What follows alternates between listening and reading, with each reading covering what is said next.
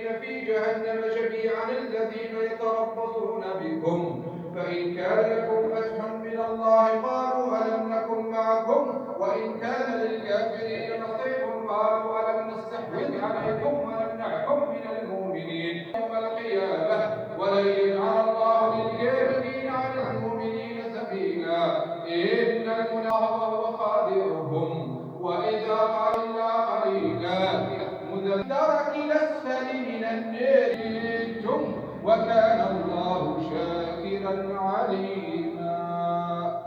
الله